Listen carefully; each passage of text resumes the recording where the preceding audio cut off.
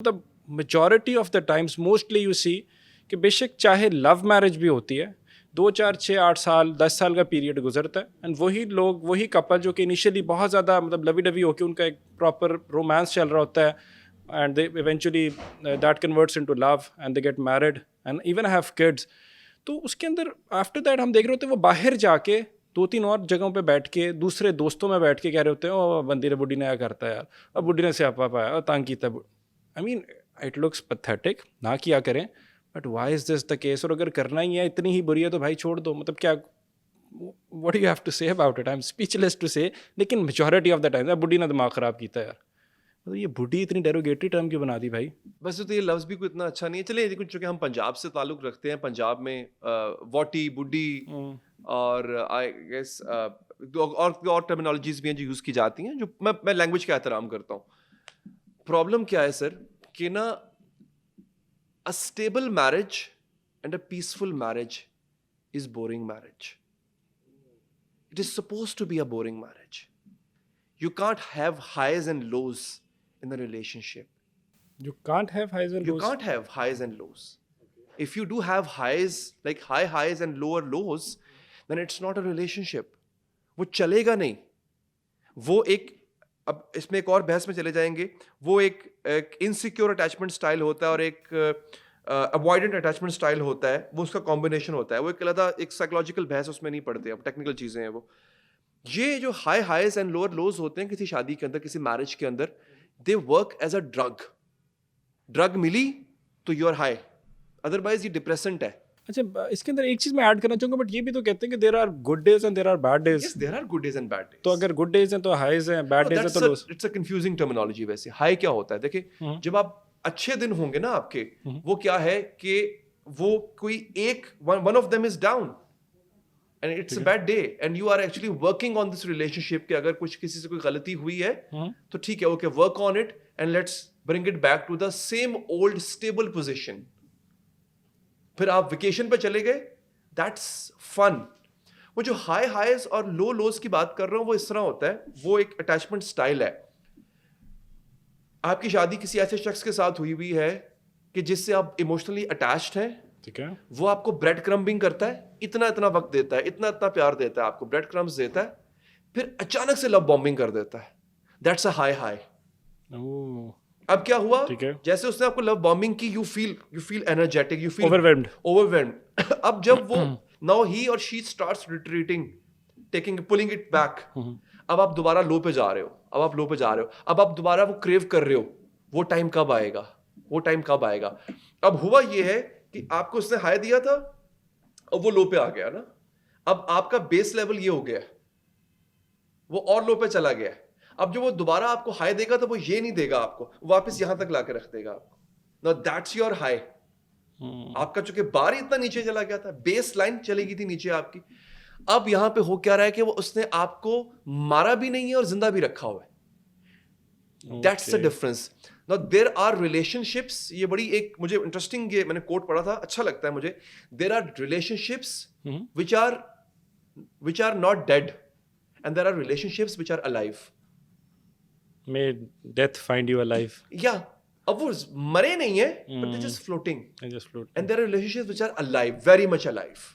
लेकिन वो जो रिलेशनशिप जो अलाइव होते हैं ना, उसमें आपको हर वक्त डोपामिन नहीं मिल रहा होता।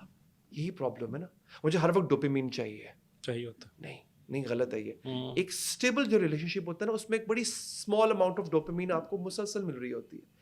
आप नोट करें ना, आप जो शख्स ड्रग लेता है उसको एक टाइम पे हाई डोज ऑफ ड्रग चाहिए होती है, ऐसे ही होता, तो वो उसकी सेहत के लिए अच्छा नहीं है।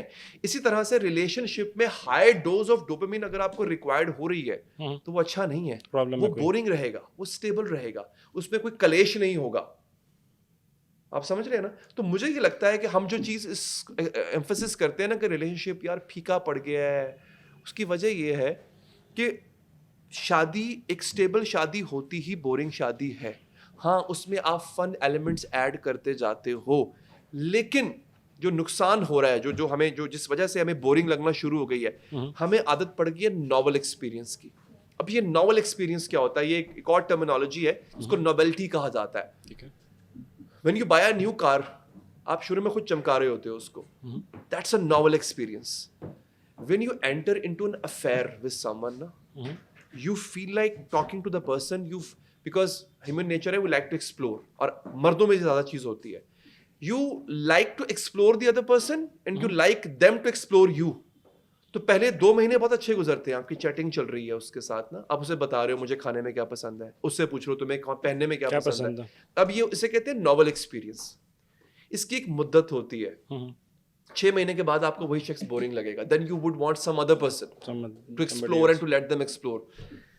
ये जो नॉवल एक्सपीरियंस होता है, यही चीज होती है जो शुरू के शादी में दिनों में होती है. आपको यू गॉट मैरिड, अब वो नॉवल एक्सपीरियंस आपको मिला है उससे. You explore the other person and you let the other person explore you.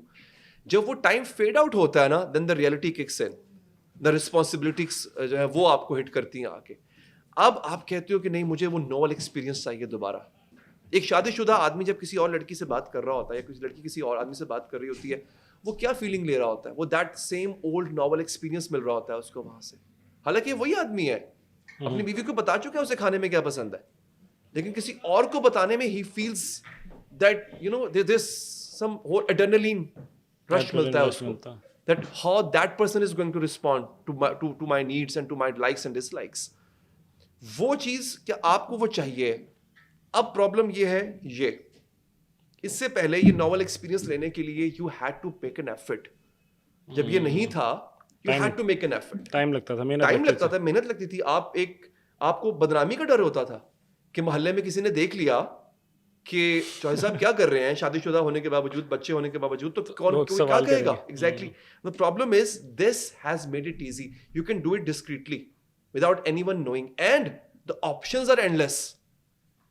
आप देखें ना, over swipe of your thumb you can connect with anyone. So options are endless. अब होता ये था, जैसे ही मैरिज आपकी थोड़ी टर्बुलेंट हुई, उसमें कोई प्रॉब्लम आया, rather than fixating it or fixing it or putting an effort in order to fix it, आप क्या करते हो? you find an escape. आपको क्या चाहिए? आपको वैलिडेशन चाहिए ना. झगड़ा हुआ बीवी से, मुझे मेरे आर्गुमेंट की वैलिडेशन चाहिए थी. वो आप कहीं और से लेते हो. वो मैं कहीं और बैठूंगा, मैं झगड़ा हो गया, okay fine, go to hell. मैं गया, मैंने किसी से बात की, उसको अपनी साइड की स्टोरी सुनाई, उससे 4 हमदर्दियां समेटी. अब मुझे मेरे इमोशंस की वैलिडेशन मिल गई. अपनी नजर में मैं ठीक हूं. मुझे इंट्रोस्पेक्शन का टाइम ही नहीं मिला कि मैं बैठता, मैं सोचता कि मैंने क्या गलत कहा, उसने क्या गलत किया, मैंने कौन सी ज्यादती की, उसने आगे से क्या जवाब दिया. तो मैं रिलेशनशिप को I will not fix it. अब मुझे मेरा जो मैं सुनना चाहता हूं, मुझे वो मिल गया सुनने को. Same goes for your significant other as well. उसने भी यही किया. Now the gap is widening. अब आप क्यों मिलके बैठोगे? आपने काम ही नहीं किया उसको. आपने उसको रिलेशनशिप को बेहतर करने के लिए, क्योंकि आपके पास ऑप्शंस अवेलेबल थे. नाउअडेज मुझे ये लगता है one of the core reasons of this deterioration is the excessive amount of options which are available via digital consumption. बिल्कुल ठीक है, लेकिन उनका तो कुछ कर नहीं सकते. बहुत कुछ कर सकते. कैसे करेंगे? This is where you have to form new parameters. आपको नए पैरामीटर्स डिजाइन करने हैं. नहीं, हस्बैंड और वाइफ डिजाइन करेंगे. लाइक क्या husband is supposed to check the phone of the wife? मतलब मैं इस कॉन्टेक्स्ट में कह रहा हूं कि आप उसको तो आप कंट्रोल नहीं कर सकते ना. आप उसे कंट्रोल नहीं कर सकते, लेकिन अगर आप चाहते, देखिए किसी ने, ये है वजह. This is one of, I am not saying this is the only reason, this is one of the core and the main reason nowadays. तो अगर आपको लगता है कि मुझे लॉन्ग टर्म रिलेशनशिप चलाना है, then you have to reject the novelty which is very much present, available and easily accessible. आपको उसको रिजेक्ट करना पड़ेगा. आपको देखें, मिराज जो शराब होता है, उसकी रियलिटी क्या होती है कि वो होता नहीं.